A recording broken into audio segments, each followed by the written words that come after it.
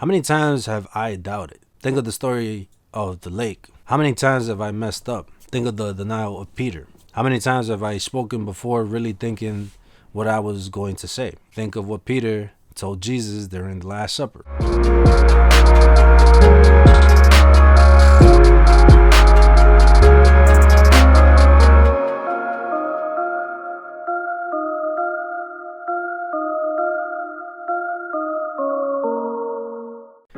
What is up, familia? This is part 2 of the current series, so let's get started. If you do not know what I'm talking about, I will link you all with the video down below in the description. So check it out after you see this video or before you see this video, whichever one works for you. Let's continue the conversation on saints. And if you have any experiences you would like to share regarding a specific saint, please leave them in the comment sections down below. You know what time it is. Happy blessed Easter. Make sure you check out the CDC and WHO websites for more information from the experts regarding COVID-19 to stay informed and stay safe. And like always, let us continue to gain inspiration from the Bible.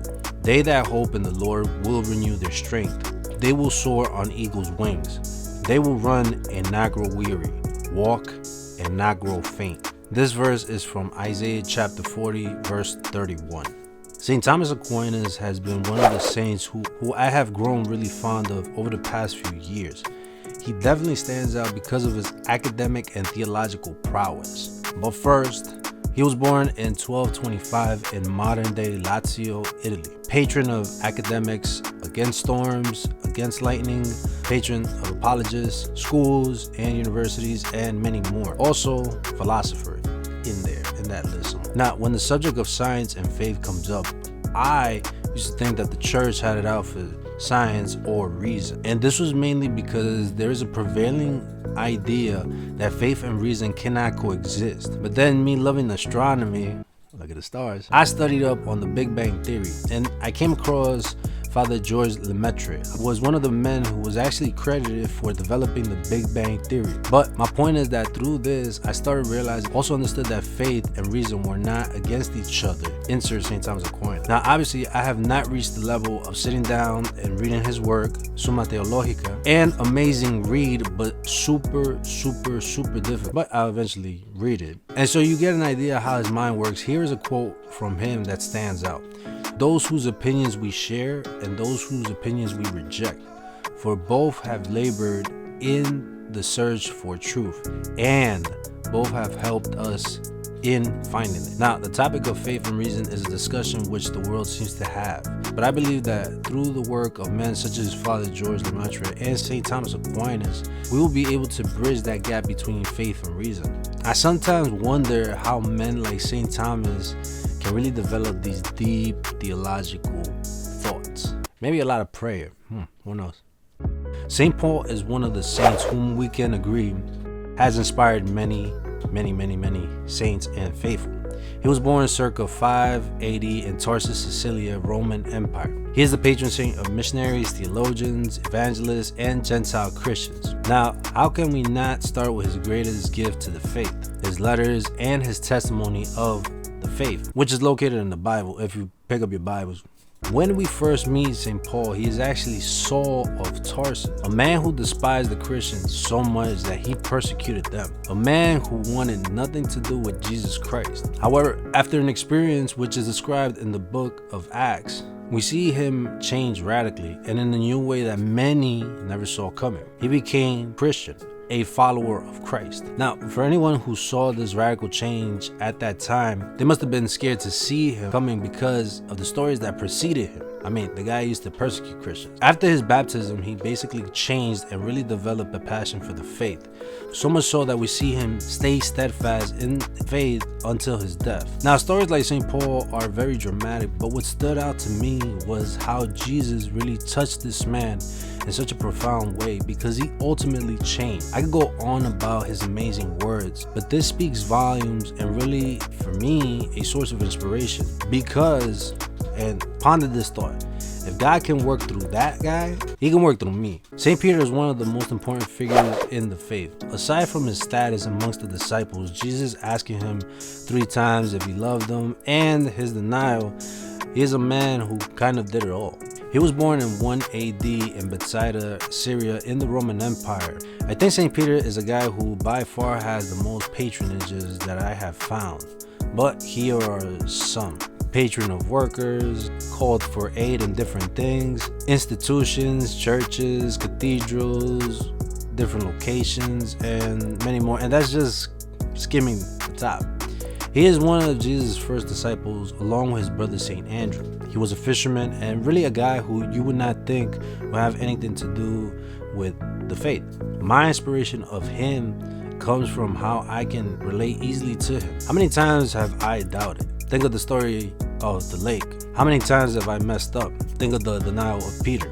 How many times have I spoken before really thinking what I was going to say? Think of what Peter told Jesus during the Last Supper. When we think of saints, we seem to always think that they were perfect human beings who never messed up. In St. Peter though, I find a man who messed up, but even though he was not perfect, he continued on. And that, my friends, is called perseverance. Pray for me, St. Peter, because I know I mess up a lot. Similar to St. Juan Diego, St. Patrick is another early inspiration for me because of the city in which I live in, New York City. The main church in the Archdiocese of New York is St. Patrick's Cathedral, so there is that for a reminder. First though, St. Patrick was born circa 387 in Britain in the Roman Empire. Wow, the Roman Empire held a lot of territory back in the day, man.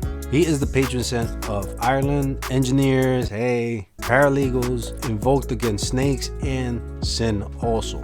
My earliest memory of St. Patrick was of his feast day, St. Patrick's Day. But putting all of this aside, his influence in my life really came through the simple teaching that even the great St. Augustine had issues with during his life, the Holy Trinity. Possibly the most profound teaching of St. Patrick for me was that of the three-leaf clover. You see, in his time, the written word was not something that was readily understood, so a lot of symbols and symbolisms had to be used to explain different points. And during his mission in Ireland, while he was with people, he tried to explain the point of the Holy Trinity through the three-leaf clover. You see, St. Patrick explained how the Father, the Son, and the Holy Spirit were connected together. But when you look at the leaf, they're their own leaf. I know I am simplifying the story here, but point is that with this simple clover, we can come closer to understand the Holy Trinity, even though it is a mystery, like St. Augustine referred to. But remember, we have to elevate everything in prayer. And not to mention the breastplate of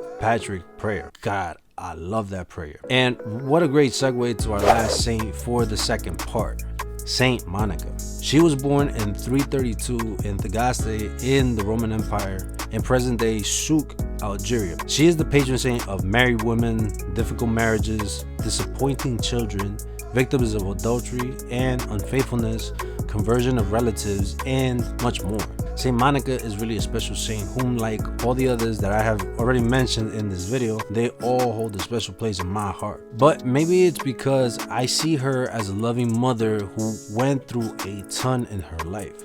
But for those who do not know, she was the mother of the great St. Augustine. And so maybe you're thinking, well, how did she suffer if her son is one of the greatest saints in church history? Great question. But you see, this is the effect that St. Monica had on her son. He was no saint before he converted and completely gave himself over to Christ. He was out there, and when I mean like out there, he was really out there. But this is all documented, so you can read up on St. Augustine's life from his autobiography. After Mother Mary, I believe St. Monica is right up there as one of the most important women in church life. And why, you ask? Well, she prayed. Simple. She prayed and prayed, and she prayed a ton, bro. But you tell me, how in the world does that work? You see, my inspiration of her comes from the difficulties she went through and how she never wavered in her prayer to God. It was definitely a bleak situation, but not an impossible. And this small give to church history showed me, and by the way, yeah, I'm exaggerating small. This is an incredible gift to all of us. You see, prayer is so powerful. I cannot tell you how much she influenced my prayer life. And this is something I am truly thankful for, because she showed me that through the bleakest situations, if you truly trust God with everything, then he will come through. But the key word here is you have to trust him fully. There's a ton more on these saints, so please take some time and read up on their lives. Their lives are amazing. We'll continue with this list next week, so stay tuned for that. Question of the week: who was the first saint you knew about? Let me know in the comment sections down below. Check out Kyrie Films for the live stream of masses, and if you know of any other YouTube channels that will be showing the masses, please put them in the comment sections down below. Today I bring to you, and let me see if I say this right, T.I. Spark. Check out the catalog of artwork and definitely go and support. The link for the website and the page are down in the description box. If this video helped you out, hit that like button down below and consider subscribing to the channel to help us continue to grow. Also hit the bell icon to get all the notifications from the channel. Continue to stay safe. Hashtag keep praying. Stay tuned for next week's video, and blessed Easter everybody. Stay blessed. God bless. So I'm definitely going to give a huge shout out to Catholic Charities because they've been putting in the work. I think I must have seen the news. I don't know how many times, and they mentioned, oh, go to these food banks and food places, and most of the times they're showing Catholic Charities, which is, when we talk about the church not helping out, yeah, people need to recognize. I don't know, I'm just trying to shine a light on their work. Can anybody help me out with trying to get an Elgato cam link, like for real? Can somebody like really help me out getting a cam link? So I think I've been looking for a cam link for the past 3 months. 2 months. 2 months? Yeah, 2 months. I can't get one. Or they are out there, but they're charging like $500 for a cam link. A thing that used to be only like $130 with tags, $140. With delivery, maybe $150. When you talk about price gouging, people, seriously, $500.